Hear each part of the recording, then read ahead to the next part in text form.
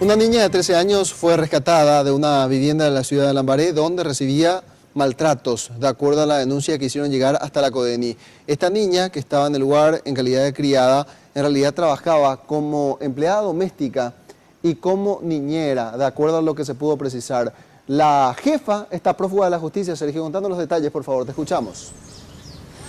La Fiscalía está presumiendo que se trataría de un nuevo caso de criazgo infantil, teniendo en cuenta las condiciones en que se encontraba esta niña en esta vivienda, teniendo en cuenta de que no solamente hacía tareas de empleada doméstica, sino que también de niñera, pues tenía en cuidado a una criatura de 2 años y medio. El caso salta al tapete el viernes cuando un vecino hace una denuncia de que presumiblemente una niña está siendo brutalmente golpeada.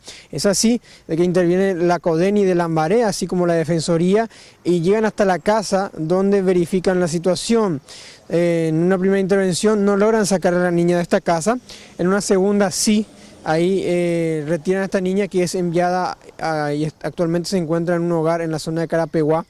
Primeramente la llevan hasta el hospital de Lambaré, donde se constata diversos golpes bastante duros en la cabeza, varios hematomas también en el cuerpo y también algunas contusiones, inclusive también daños en la espalda. Es por eso que la Fiscalía ya tomó intervención y ordenó la detención de esta mujer. Hablamos de que sería su jefa, por decirlo de alguna forma. El papá de la niña está siendo traído desde San Pedro de Lecuamandillú, de donde es originaria esta menor. Es así de que tanto el padre como la supuesta jefa, que hoy está prófuga, podrían ser imputados también por explotación infantil, violación del deber de cuidado y maltrato físico. Maltrato físico principalmente para esta señora que está desaparecida hasta el momento. Vamos a escuchar al fiscal Nelson Ruiz con relación a este caso. Tumefacciones a la altura de la cabeza, escoriaciones en el rostro, el brazo, la espalda, en fin. Situación que prima facie hacía presumir de que efectivamente la misma estaría siendo maltratada físicamente por la persona quien por entonces fungía de cuidadora o guardadora de la misma. No sabemos bajo qué régimen, porque todavía carecemos de información si la misma estaba de manera informal en esa casa, si cumplía tareas domésticas específicamente, y determinar en qué contexto la misma se hallaba residiendo en ese domicilio, ¿verdad? Con relación a las denuncias en la ciudad de Lambaré, por semana prácticamente, según nos informa desde la CODENI, hay un caso denunciado de maltrato infantil, también de abusos, que saltan aquí en esta ciudad. Dicen que están con el presupuesto de buena forma, de que pueden hacer las intervenciones, y reiteran que el teléfono 147 para hacer las denuncias anónimas o dar el nombre y los datos del denunciante pueden hacerse para tratar de evitar más casos como este, no solamente de criadazgo infantil, sino que también de maltrato físico y psicológico. Vamos a escuchar a Miriam Sánchez, que es una de las encargadas de la CODENI de Lambaré.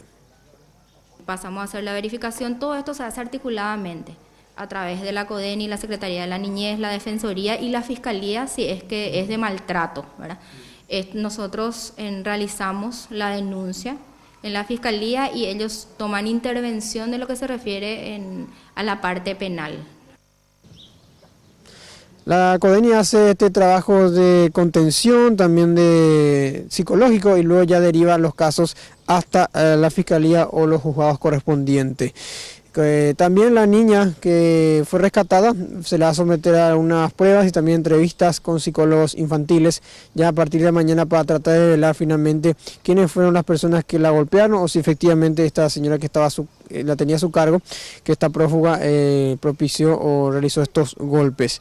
También se va a investigar si es que la niña fue engañada para traerla hasta acá, hasta Lambaré, o traída a la fuerza. También si tenía previsto ir al colegio, no teniendo en cuenta la edad escolar que tiene. Más información sobre este tema vamos a tener más adelante, teniendo en cuenta que el padre sería una clave importante para poder tener más datos sobre cómo llegó esta pequeña hasta Lambaré. Volvemos con ustedes. Perfecto, Sergio, muchas gracias. Y de hecho, que ya lo decía el compañero, el padre también puede ser sometido a un proceso penal por este caso, en el que efectivamente pudiera comprobarse que la niña estaba recibiendo algún tipo de maltrato. Más adelante...